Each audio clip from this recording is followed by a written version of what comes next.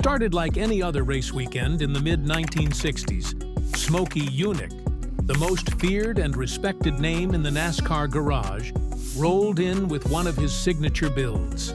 Sleek, loud, and suspiciously perfect. The tech inspectors tensed up the moment they saw it. By then, Smokey had become a legend for walking the razor's edge of legality, designing cars that danced through loopholes the rule book never knew it had. And that day, the officials were determined to finally catch him in the act. From the outside, Smokey's car didn't look all that radical. But anyone who had worked in racing long enough knew better. Smokey didn't build to impress. He built to win. And winning meant innovation.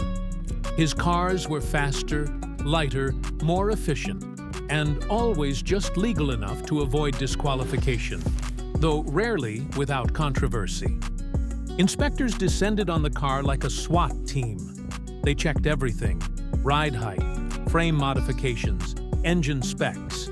But what really grabbed their attention was the fuel system. NASCAR had strict rules about how much fuel a car could carry, both for safety and performance parity. But something about Smokey's setup didn't sit right. The tank had been cleverly hidden and seemed unusually effective for its size. So they pulled it out. Literally. They removed the gas tank from Smokey's car and kept it for measurement and inspection. Without a tank, the car was effectively neutralized, immobile and disqualified. Or so they thought.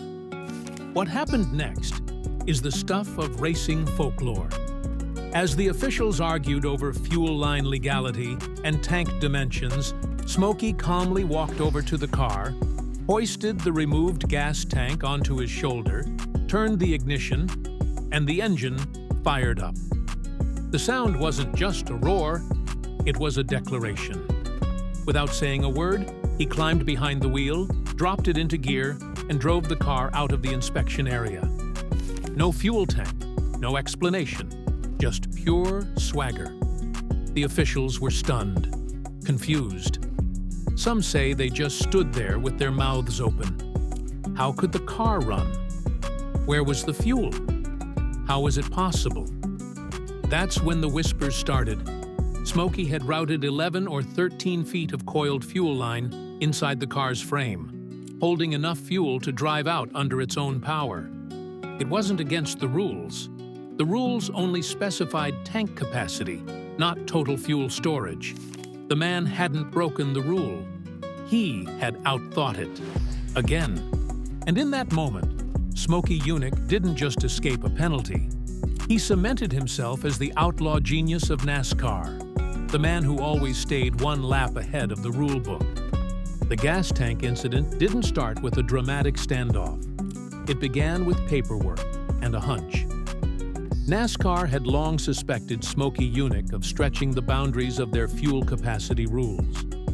In the mid-1960s, maximum fuel tank capacity was tightly regulated, and NASCAR knew that even an extra gallon could provide a crucial edge in long-distance races. So, when Smokey rolled in with a seemingly regulation-compliant tank, officials decided to go all in. They removed the tank from his car, set it aside, and prepared to inspect it in isolation. It measured exactly within legal limits.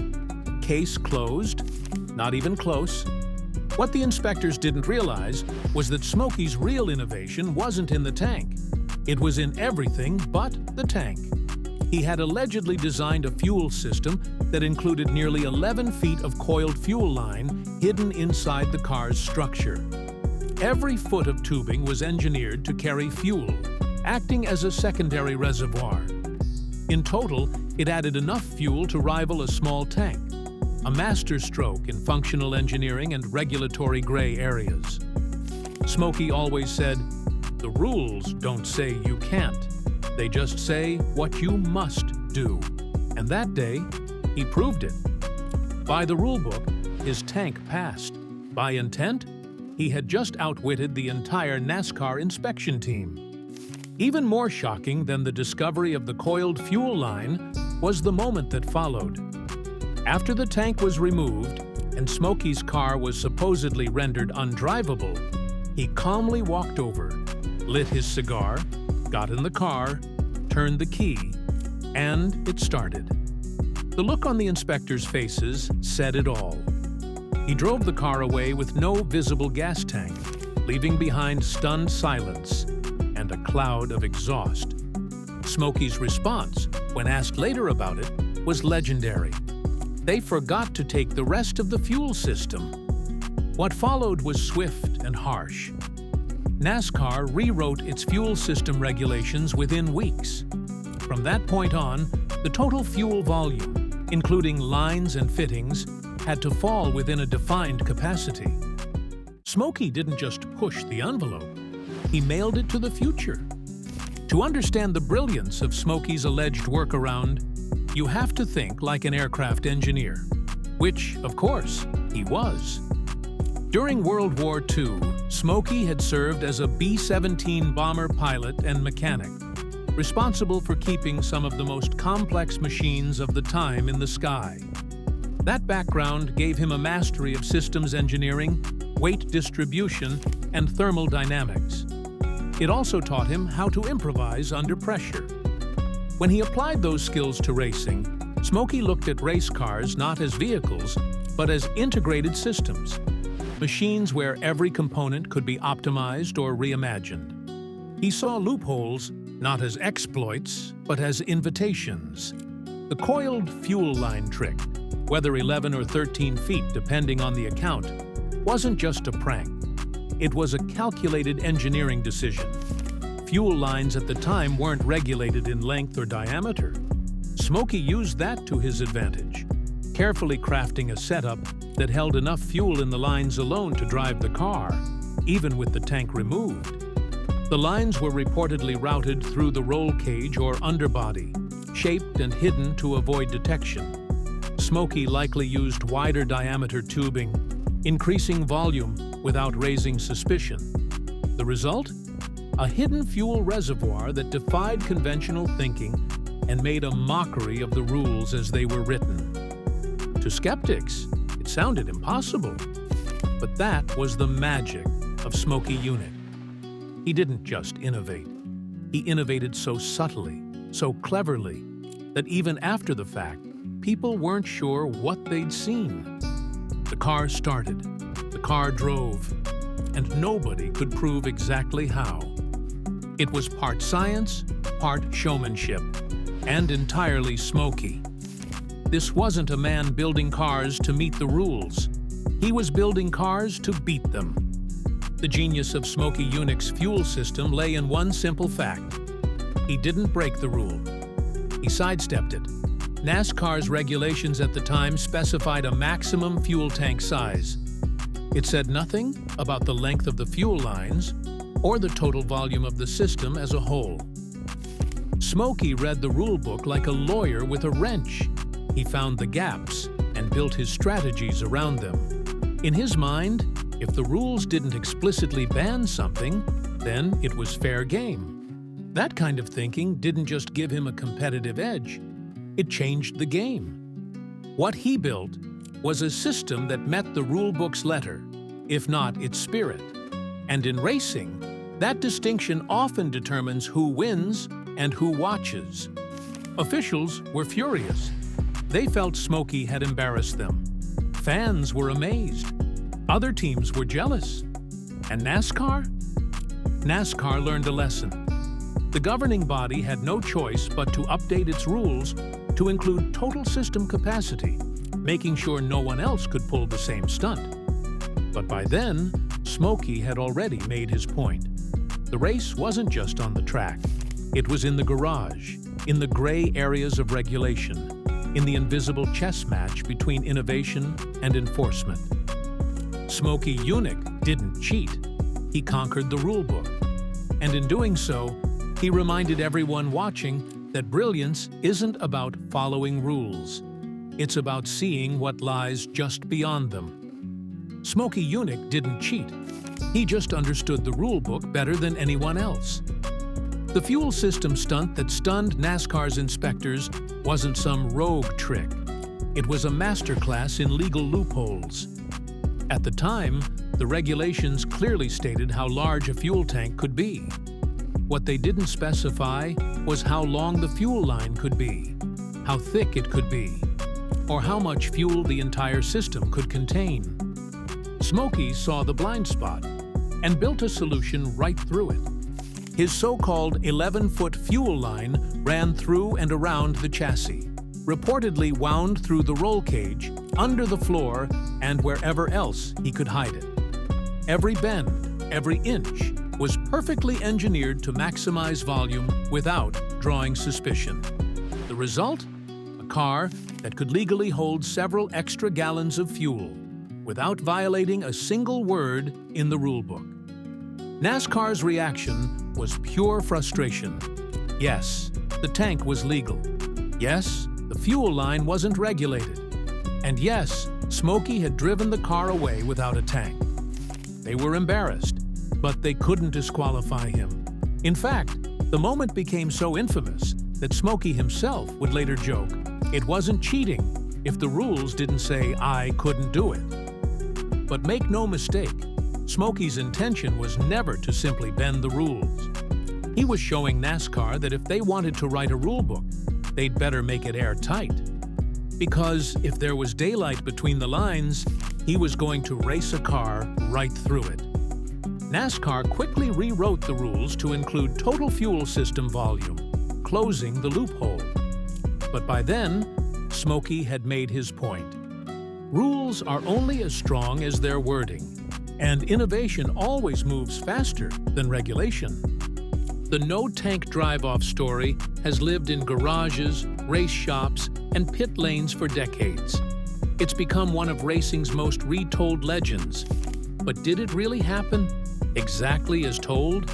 That's where the line between fact and folklore starts to blur. Smokey Yunick never denied it. In fact, he referenced it in multiple interviews over the years. But he always did so with a glint in his eye, leaving just enough ambiguity to let the legend breathe. Some people who were there swear it's true. Others say it's been exaggerated over time. But that's part of the genius. Smokey didn't just build fast cars, he built stories. Stories so good, they didn't need to be confirmed, because they felt true, because they could be true. And with a mind like Smokey's, who's to say they weren't? The beauty of the tale lies in its plausibility. Given Smokey's engineering background, given the vague rulebook, given his known history of skirting convention, the story fits perfectly within his mythos. Whether he actually drove off without a tank, or whether it's been juiced up over time almost, doesn't matter. What matters is that people believed it. That belief has kept the story alive for decades. Mechanics tell it to apprentices, fans share it on forums, commentators reference it during races, and each time it's told, Smokey Yunick's legend grows a little more powerful. Because in the world of racing, especially NASCAR, reputation is everything. And Smokey's reputation wasn't just for bending metal, but for bending minds. If the greatest move he ever made was getting people to believe he pulled off the impossible, maybe that was the win all along. If Smokey's fuel stunt was a checkmate, NASCAR's response was swift. Within weeks, the rulebook was updated to prevent anyone from replicating his move. From then on, total fuel system capacity, not just the tank, would be measured and restricted. Fuel lines, fittings, hoses, everything was now counted. Smokey had forced their hand. The sport had no choice. The credibility of NASCAR's inspections had taken a hit. Smokey hadn't just embarrassed a few officials. He had exposed systemic flaws in how the sport regulated its most fundamental mechanical systems. It was a slap in the face and a wake-up call. Privately, NASCAR officials were furious. Publicly, they remained diplomatic, careful not to give Smokey any more notoriety than he already had. But fans noticed, teams noticed, sponsors noticed, and the story spread like wildfire across the racing world. Ironically, the same move that made Smokey a rulebook legend also made him a marked man. From that day forward, tech inspectors treated his cars with even more suspicion. His entries were picked apart, dissected, and scrutinized down to the thread count of each bolt. But that never bothered Smokey. In fact, he thrived on it. Every new rule NASCAR implemented because of him was a badge of honor. He once said, "If you don't have 20 rules named after you, you're not doing your job." By that standard, Smokey Yunick may have been the greatest NASCAR engineer of all time. Smokey Yunick didn't just engineer a clever workaround, he engineered a message. Driving that car away without a gas tank wasn't simply about proving a point to NASCAR. It was about broadcasting his genius to the entire motorsports world. It was a shot across the bow of bureaucratic thinking, a mechanical mic drop that declared, "You can't outthink me." What made Smokey so dangerous wasn't just his engineering ability, it was his mindset. He saw the race as bigger than the track. The true battle, in his eyes, was between creative innovation and rigid authority. And every time NASCAR added a new rule to box him in, he found another way out. He didn't just design faster cars, he designed problems for rule makers to solve. This specific stunt, with its visual flair and technical brilliance, was a masterclass in psychological warfare. Smokey knew how to get under people's skin, how to outmaneuver not just competitors, but the very systems that govern the sport. And he did it with a smirk and a cigar, never letting anyone see him sweat. For the racing community, the stunt was like watching a magician reveal the final trick. Smokey wasn't hiding his intellect. He was flaunting it. And in doing so, he created something even more powerful than a trophy: mythology. He showed that in a world ruled by cubic inches and checkered flags, brains could still beat brawn. And one man could rewrite the rules, even if only for a moment.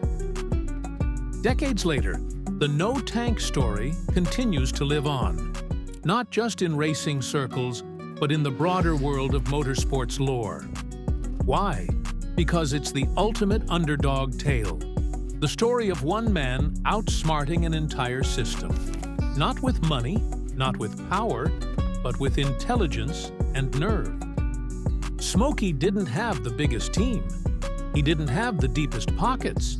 But he had something far more valuable: the belief that the garage was a place for thinking, not just wrenching. Fans, especially grassroots racers, mechanics, and dreamers, cling to that idea. It gives hope that ingenuity still matters in a world increasingly ruled by sponsors, computers, and conformity. It's also a story that captures what makes motorsports magic: that behind every great machine is a mind. And Smokey's mind worked differently. He challenged assumptions, questioned standards, and treated every rule not as a boundary, but as a starting point for creativity. For many fans, the story represents something lost in modern racing, a time when builders could be rebels, when rulebooks were puzzles, and when personalities like Smokey Yunick made the sport unpredictable and electrifying. It's more than nostalgia, it's a craving for authenticity. And so, the legend persists. Told and retold in shops, garages, bars, and podcasts, it serves as a reminder. Sometimes the biggest moments in racing don't happen on the track. They happen when someone stands up to the system and drives away anyway. Whether every detail of the gas tank story is true no longer matters. The legend has taken on a life of its own, and that's precisely what Smokey Yunick would have wanted. Because Smokey understood something fundamental. In racing, perception is power. The visual alone, Smokey lighting a cigar, tossing the fuel tank over his shoulder, then starting the car and driving away, is burned into the collective memory of the sport. Even if some pieces have been exaggerated, the core remains undeniable. Smokey outwitted NASCAR in a way so dramatic, so poetic, it became racing's version of folklore. It's a story that crosses generations. Younger fans discover it and ask, "Did that really happen?" Older fans smile and say, "Of course it did." The uncertainty fuels the myth, and that's what makes it timeless. More importantly, it cements Smokey Yunick's place in motorsports history, not just as a builder, but as a disruptor. He didn't chase fame, but it found him. He didn't ask to be a legend, but he earned it every time he challenged the status quo. Smokey didn't just build cars, he built ideas, he built possibilities. And in doing so, he reminded us all that the greatest wins aren't always found at the finish line, but in the moments where a rule is broken, a boundary is pushed, and a legend is born.